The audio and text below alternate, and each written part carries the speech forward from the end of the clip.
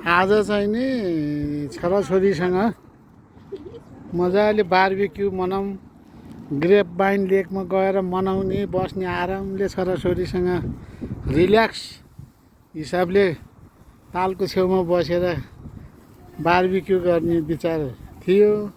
त्यही भएर ग्रेप बाइन लेकमा गएको। त्यहाँ त कुनै ठाउँ पनि खाली भेटिएन। तालको चाहिँ नि 2-3 ठाउँ एरियामा गइयो, कहीँ पनि फेला पारिएन, खाली ठाउँ कहीँ पनि भेटिएन। एक ठाउँमा त पार्किङको पनि पैसा तिरियो, तर बस्ने खाने ठाउँ सबै भरिएको रहेछ, बिदा भएर होला। अनि त्यहाँबाट घुम्दै फिर्दै फेरि घरै छेउको हामी सधैँ हिँडिराख्ने पार्क एरियामै आएर अहिले होइन छाना भएको ठाउँमा नबस्ने, रुखमुनिकोमा बस्ने भनेर छाना भएको ठाउँ छोडेर अहिले रुखमुनिकोमा आएर बसेर अब छोराछोरीले आगो फुके। अब छोराछोरीले मासु पोल्ने, अब बाआमाले खाने हो। अब त्यही कुरो भयो। लु दाइसो न्योराउ उही निम तहरा चाचामी निम उही निमित तहरा सु सेखरोमा सुरु तावा लाइदी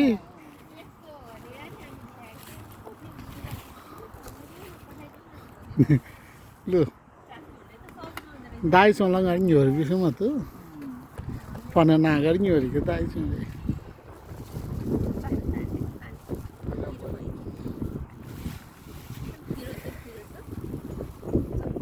छोरीले पानीपुरी बनाउनु ल्याएर आएको रहेछन्।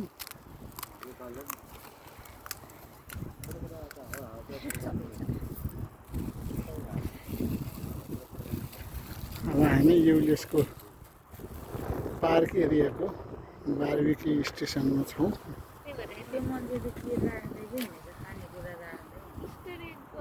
ए चरला होला, चरला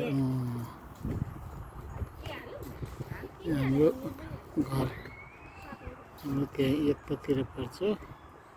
यो कोलोनीको पल्लो चाहिँमा हो। हामी चाहिँ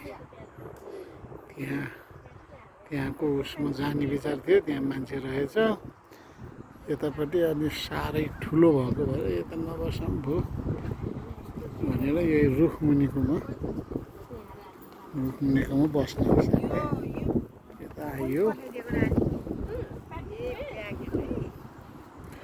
अब दुईटा छोराले मासु पोल्ने सुरसार गर्दैछन्।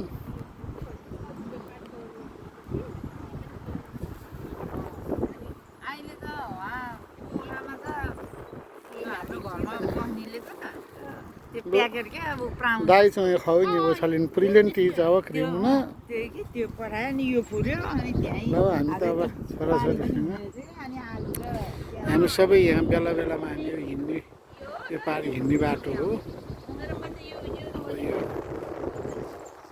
छ, यो तल नदी छ, त्योपट्टि बाटोको तल सुरु भइहाल्यो खाने पुरी, पानीपुरी, चटपट पुरी।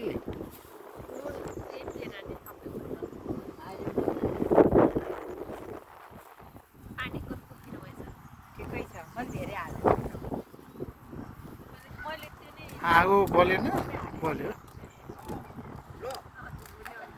अनि त्यहाँ त त्यो उसमा